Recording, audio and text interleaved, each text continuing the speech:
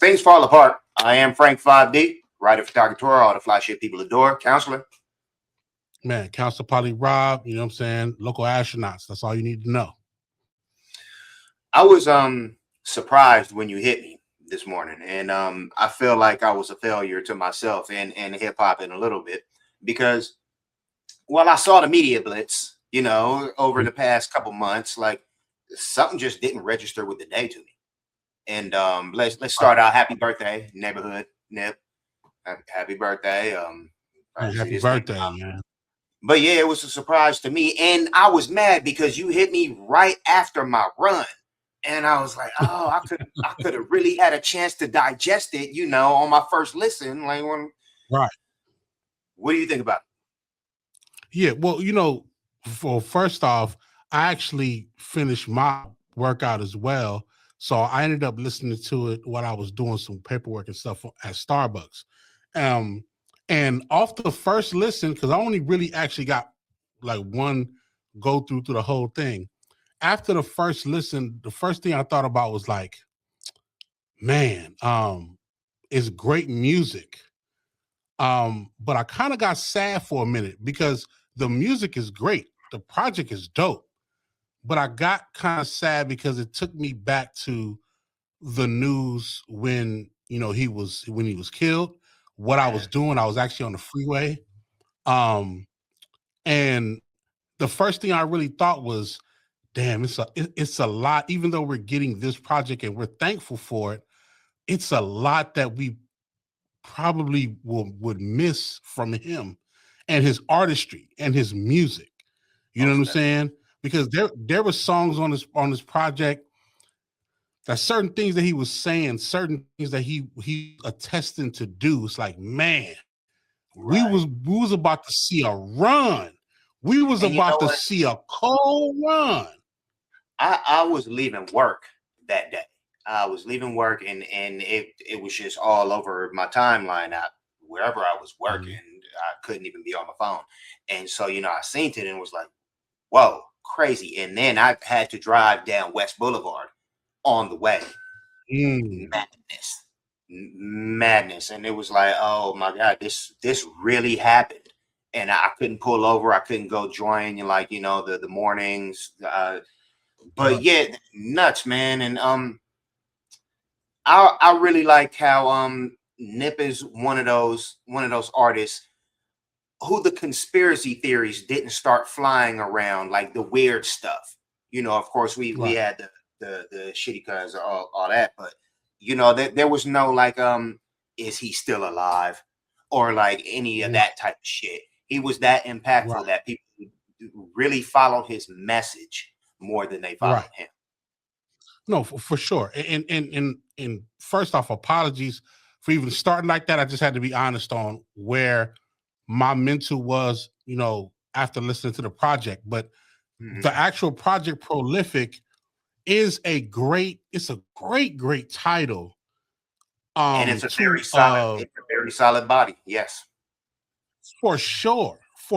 And even Bino being on the project, this felt like a Ghostface and Ray type of situation in terms of what when Ghost had his album Iron Man, he brought on Ray and Cap, but it just felt like a dynamic where it's like there's an energy of Nip of what he does, motivation, energy. They were talking about a lot of records reflecting relationships and how they stand emotionally in certain situations. And then Bino came with the R&B, the elements, you know what I'm saying? The modern style, R&B, rapping, still rapping, but it's melodic, you know what I mean? And it was a great balance. In my opinion, I thought that I was going to not like it so much, but I ended up enjoying hearing both of them. I was enjoying the hooks. Nipsey got in his bag on advancing his hook game. We were seeing those transitions happening. Bino, his hooks was fire, but then we seen his growth in his actual lyrics and actually adding even more depth than he was before. I love that. You know what I'm saying? Yeah. There was one record, Super Real. Oh man, I played that. When I got to Super Real, I'm like, okay. First off, it was a couple other records that I liked before that. But when I got to Super Real, I'm like, this can be the joint right here. Because this is kind of, it's a record, because the concept of the record is really like, yo, are you really doing this for the true element of what it is? Or are you just trying to portray as being the guy or being real or whatever? Are you really, really being real and authentic with it? Super and real. I think when listening to that song, yeah, Super Real, it said so much to what happens in, you know, media these days, in certain parts of music where people are trying to be quote unquote real, but they're not being authentic to what they're doing. So that's being fake. That's being, and listening to that song, I was just like, man, it's very few people that are like a Nipsey. There's very few people that are like some of our greats, and we got to cherish them while they're here. You know what I'm saying? There's a couple other records that I love as well that we'll talk about later. But I just want to point that out. Like, that Super Real record caught me. I actually ran that back about 5 times before I continued with the rest of the album. You know what I mean? That was fire.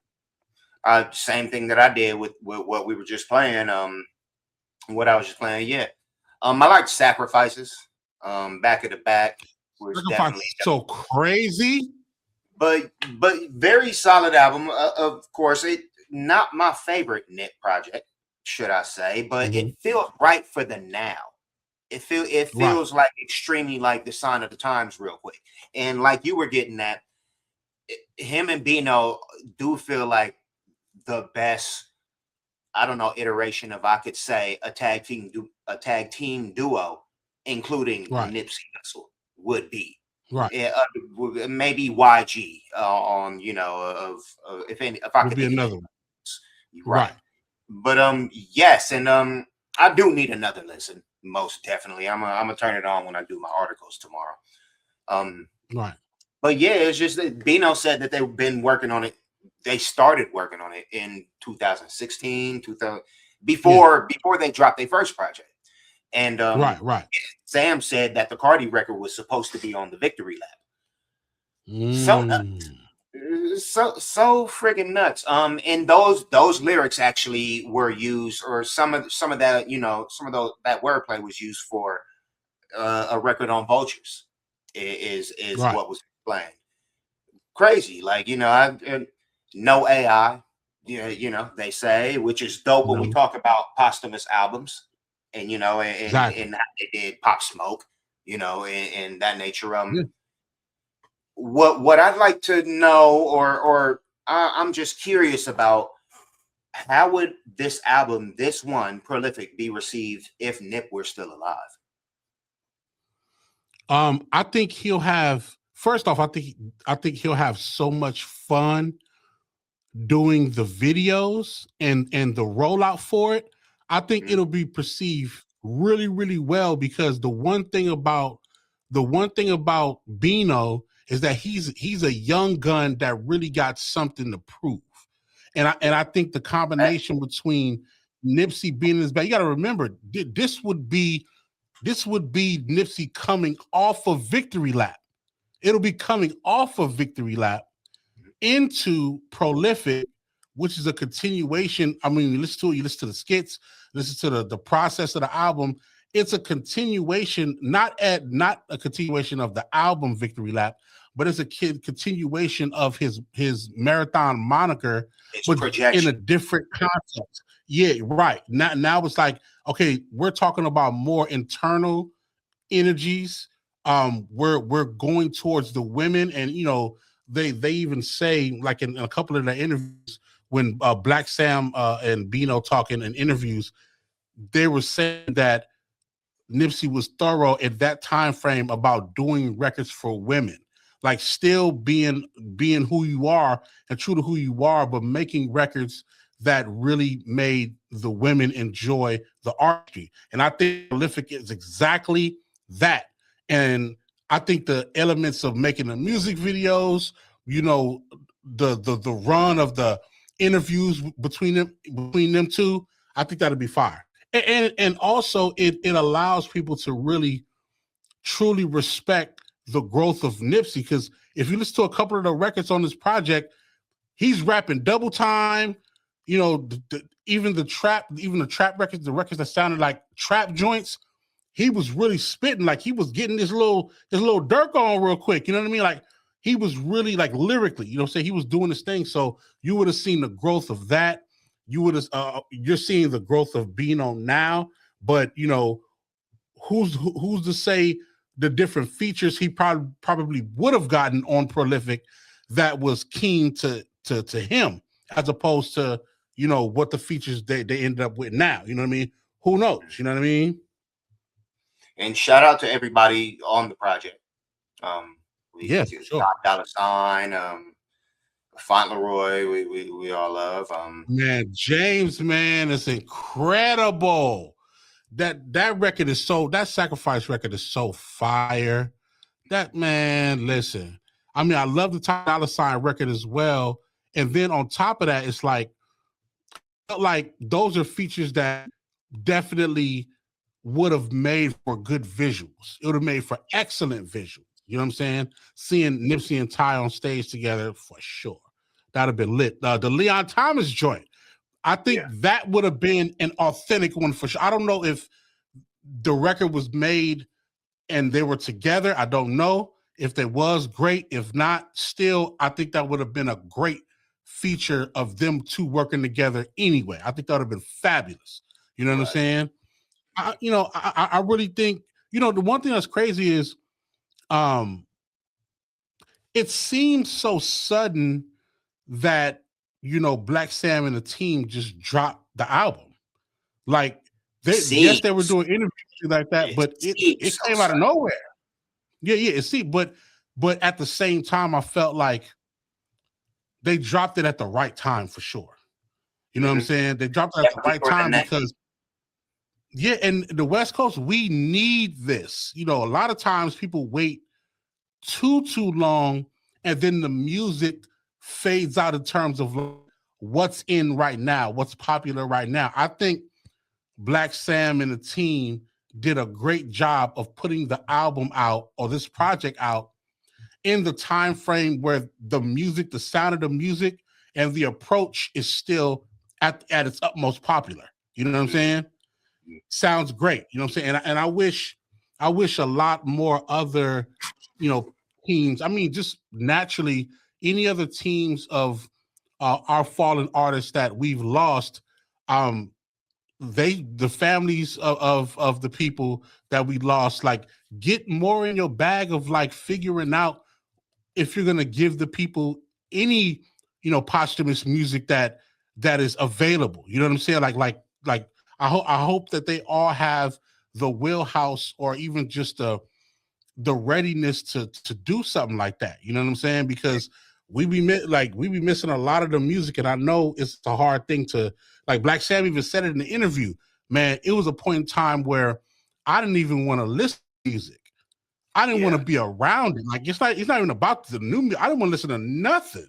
You know what I mean? Which I understand that, but he found it within himself to bless us with new music from Nipsey, and not through giving features to different people to put out whatever. You know what I'm saying? He even said that Kanye, I think it was the Bootleg Kev interview, shout out to Bootleg Kev, he said that Kanye didn't necessarily clear the Nipsey, you know, feature or the sample on the Vultures project.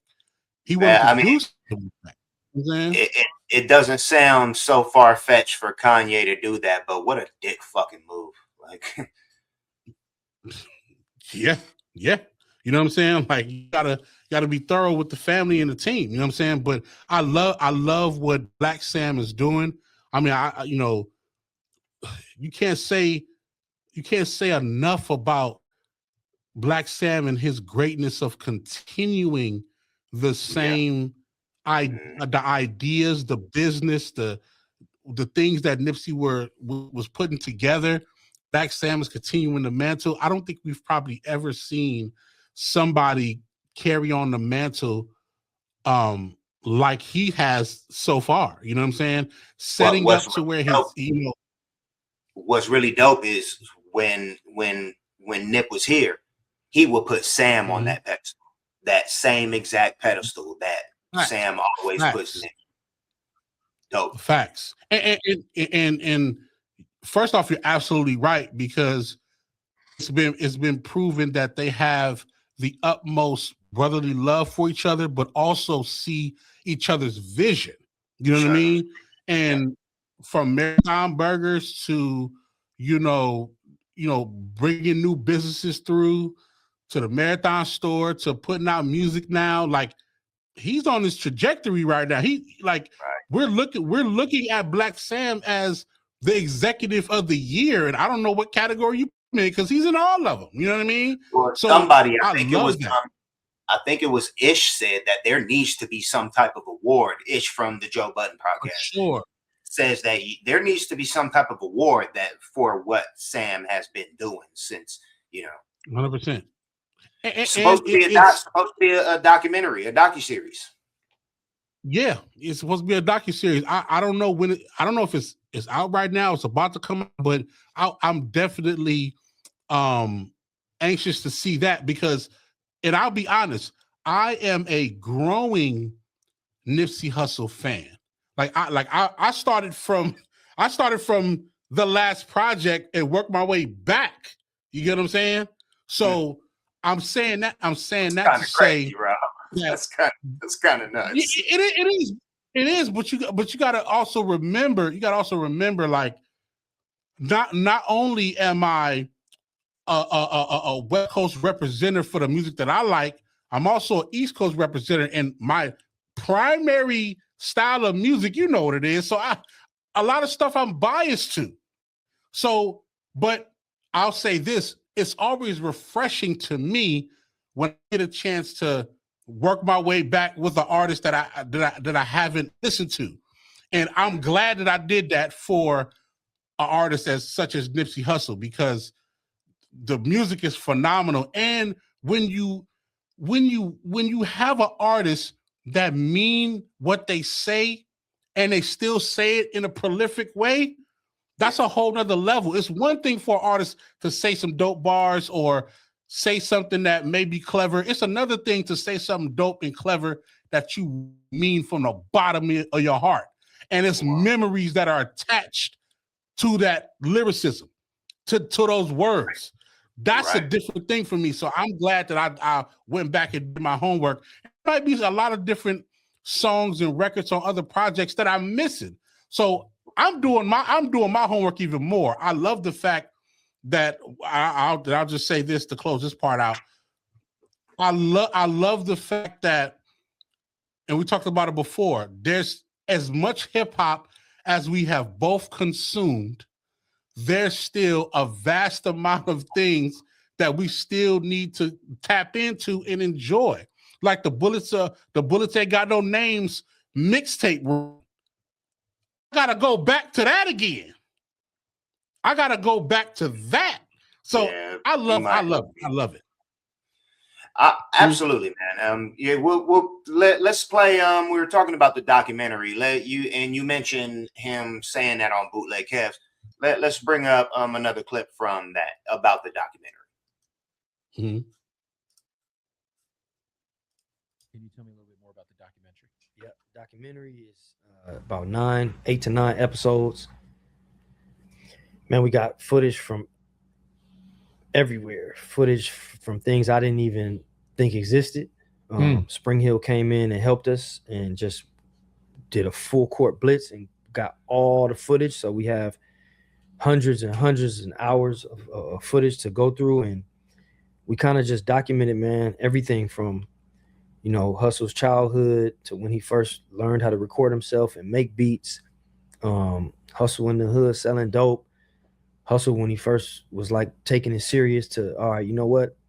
I must try to do this music, and started his own record label and first shows. And when he was first in New York with Johnny Shipes, and they were recording, and we got when my niece was born in the hospital. Just you see everything, man. You see people love and respect Hussle now, and they only really know 10%. 100%. So this documentary to me is so important because it's gonna shed light on the journey, and I feel it's very important to cement the story, and I can't wait till it comes out, man.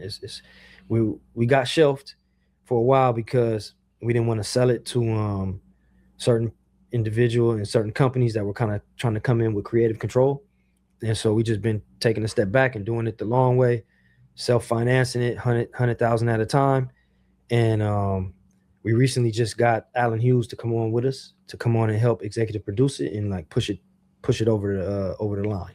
That's dope. Yeah. That is dope. So that's what I'm saying. I love that, bro. Love that.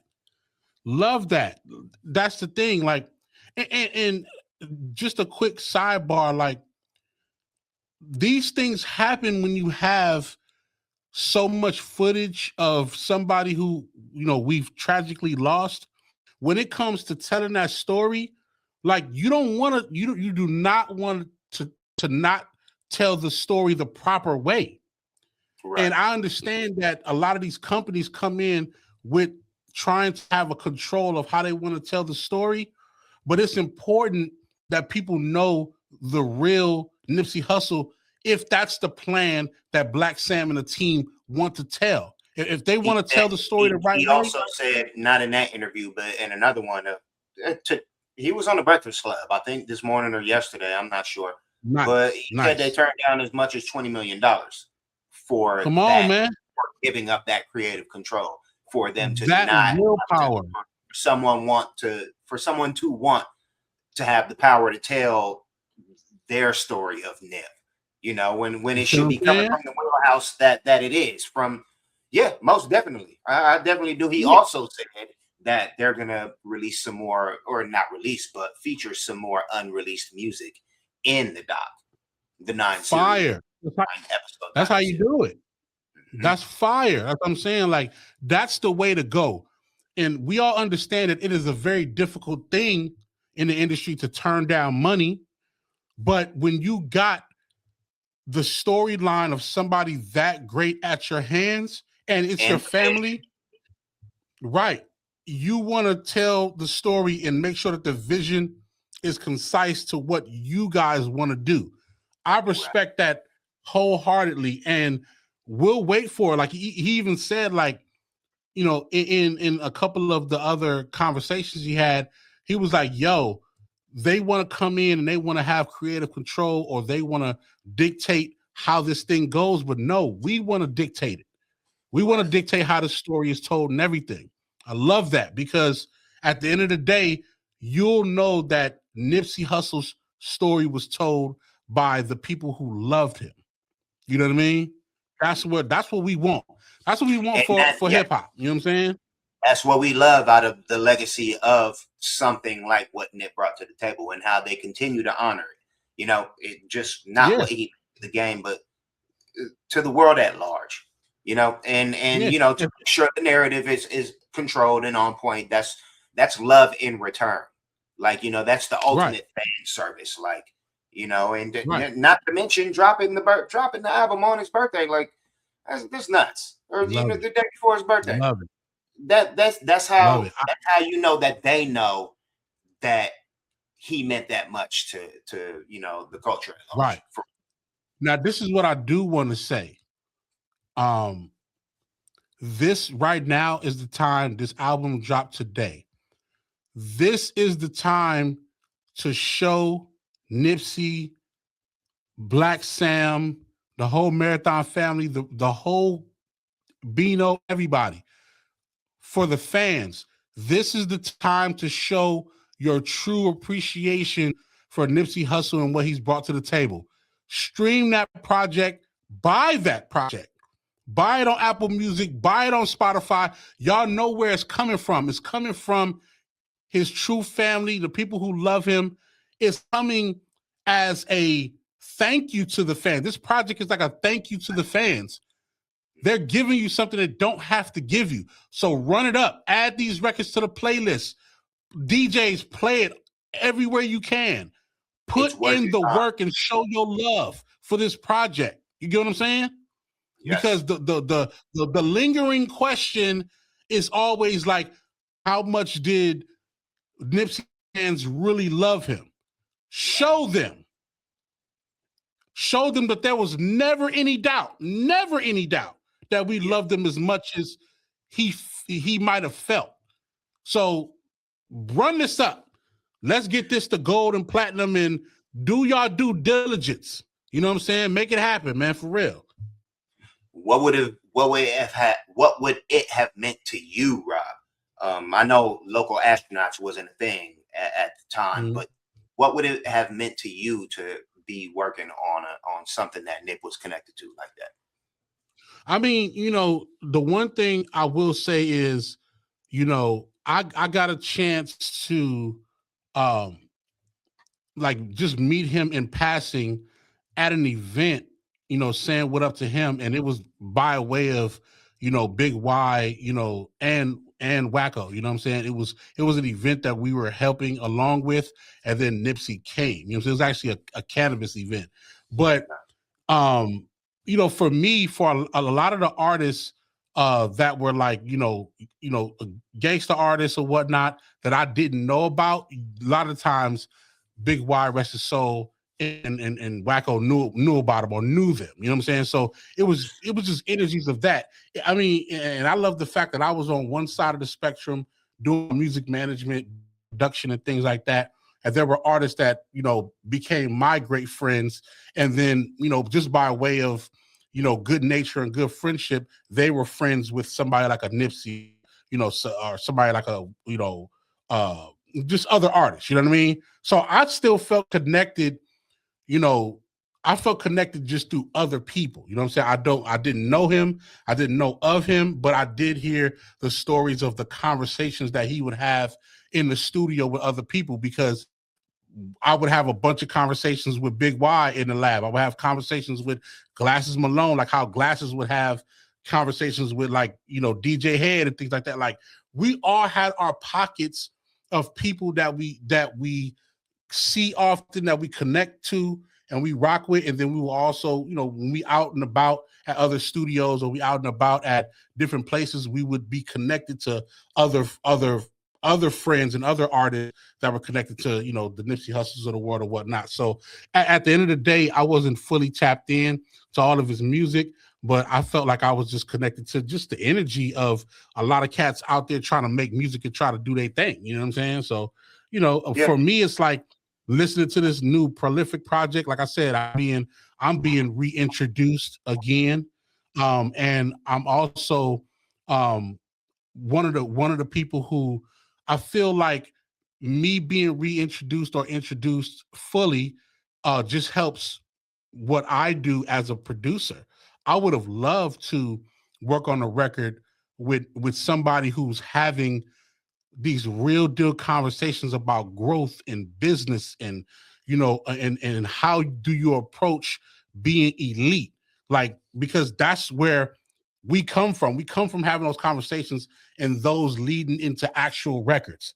Those are the best type of artists to work with, the ones who, hey man, what's going on? You know what I'm saying? You talking about your life, you may have had a bad day, you may have somebody pissed you off or whatever, and then I say a phrase or a line that leads to a hook, that leads to a certain record, and that's how we get started. That's how we do certain things. So for him, like for Nipsey to talk, it'll lead back to a conversation that you had where y'all were really building. Right.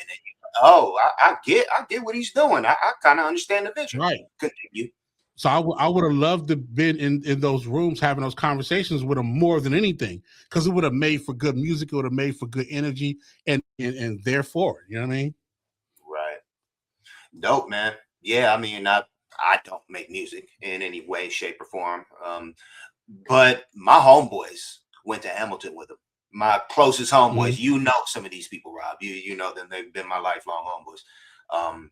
Dope. Yeah, they went to Hamilton when he was earliest. You know, he wasn't Nipsey Hussle, but I'd say like 04, 05, like just a little bit out of high school. We would go to Magic Shears every Saturday because one of us knew a barber that we went to another school with, and he was one of the Magic Shears family. He was one of them, and so we'd go up there every other Saturday and just Crenshaw and Slauson, Magic Shears, not the one up on Crenshaw and Slauson. And we'd be there for 5-6 hours a day, chilling with the homie, the barber. I don't want to say his name because he's into something else right now. Right. Yeah, and we just sit there in the car like smoking blunts, and Nip was always there. He knew them, that this is the t-shirt, this is Flossing Boy days, like, this is the t-shirt shop days. And I never met him, but it was always just like, what's up? Like, and he'd come up to the car, like, and they call him, or we go over there, like ran across the street to Hungry Heroes or Master Burger, like, it was right fucking there. Yeah, but it was just amazing to see, seeing him come up, and then like a few years, not even like 10 years later, but just a few years later, you seeing him like on the ciphers or on the TV and winning awards, and it's like, and you go to get your haircut, and he's there, like, and it was fucking dope. Like, and then just to see that elevation in the building, and for him to mean what he meant, like, what's favorite Nip album? Well, for me it's Victory Lap album, because I would say this. I listened to the ones I really deep dived in was Victory Lap and Crenshaw. You know what I'm saying? So for me, it was Victory Lap. I mean, Victory Lap is too phenomenal, man. And the one thing that I loved about Nipsey was his flow. Like his flow was it had a dominant presence to it. You know what I'm saying? And it's crazy because there's this one record. Shout out to my boy Roddy Rose. You know what I'm saying? Roddy Rose is from that area, that neighborhood, and everything. And Roddy had this one record that he had called History, right? So he had Nipsey as a feature on this record called History. And this is for Roddy Rose's project. But that was one of the, like, not the introduction to Nipsey Hussle, but when I listened to the record, because he gave me the record early just to kind of for his project or whatnot. So when I listened to it, I listened to his flow, and just I made a change. I bought range. Send them down the gang. Like the way his flow is with that little echo at the end, like this was fire. So I ended up going back again to listen to not Victory Lap, because I don't think that was out at the time. But I went back to Crenshaw and a couple other records, and I'm like, man, this dude flow is crazy. And you can hear that flow in a lot of artists these days. You know what I'm saying? You can hear his flow in a lot of different artist textures, which is not bad at all. I'd like to point out that not a lot of artists of his contemporary, newer artists. I hear a lot of, I hear so many newer artists, like people who are, on the come up, that are just using his, like it's kind of amazing. Yeah, and his flow, as like, you have to have some level of a voice and the conviction that you have to have when you rapping like that. Like, you got to really be saying something, because the way his flow is paced, you have to really be saying something for that to really work. Like, sometimes you can have a flow where you rap it kind of fast, or you pretty much, you're going along with the energy of the beat and the flow and more in the cadence. And then it's like, okay, I see what you're doing. And you can go through, you could probably hit some filler bars with other styles. With that style, you gotta be saying some shit. You have to say, it's almost like every line gotta be a line. You know what I mean? So that's the one thing that I love about how he approaches, his lyricism. I would have loved to see his recording process. You know what I'm saying? I would love to see that on a documentary for sure.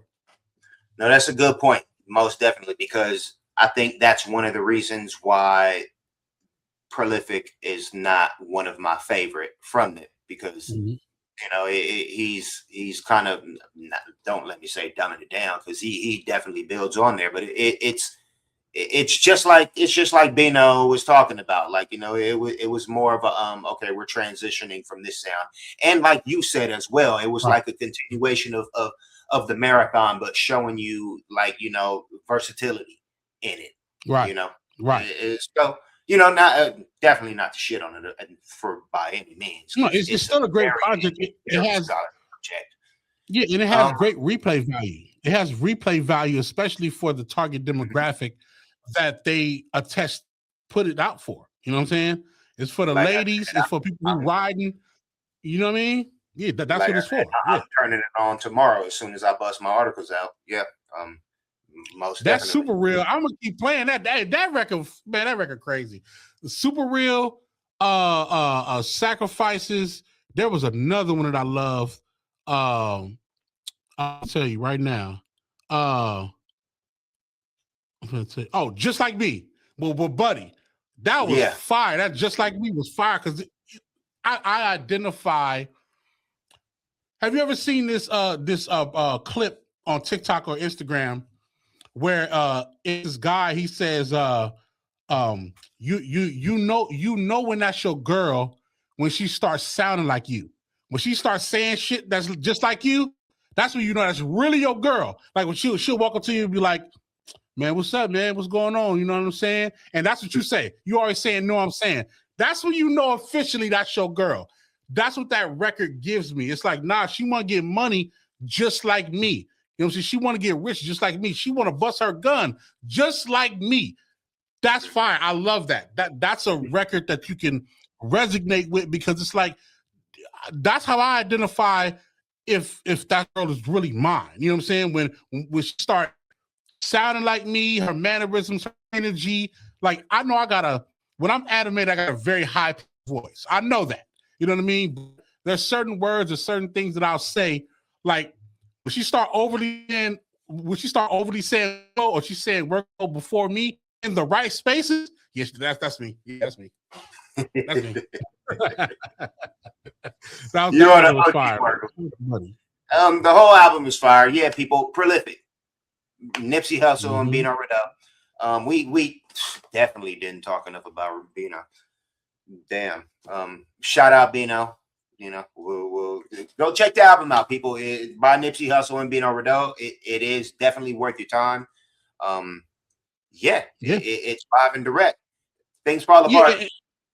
Things fall apart. Let me say this last thing. Bino has his whole career ahead of him. He's going to be fine. He's going to be great. He has his whole career ahead of him. He's growing as you go. And then the one thing I love is he actually gets a chance when it's time to perform, you know, for him to perform or go on tour, things like that. He has this catalog and this body of work to pick from and do his version of the songs because he's pretty much on every verse. Like they're going verse for verse, hook for hook. So Bino's going to be absolutely fine. He's going to be great. You know what I'm saying? I love that, man. Shout out to y'all.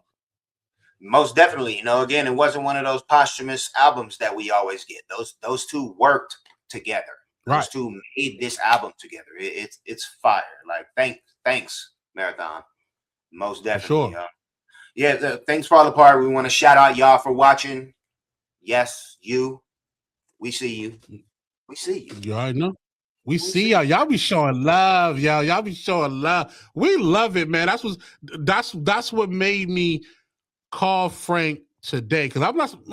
Frank's supposed to be chilling right now. He's supposed this is time off, but I had to call him because I'm like, nah, we got to get this in for the people. We got to get this in for the people, man. Let's go. Most definitely, and we gonna keep it coming. I am Frank 5D, the anomaly sworn solemnly, high snobbity. He is the workload. Man, Council Polly Rob, man. I already know what it is, but workload and local astronauts. That's all you need to know. Let's get it. Thanks for watching. Peace, y'all. Peace.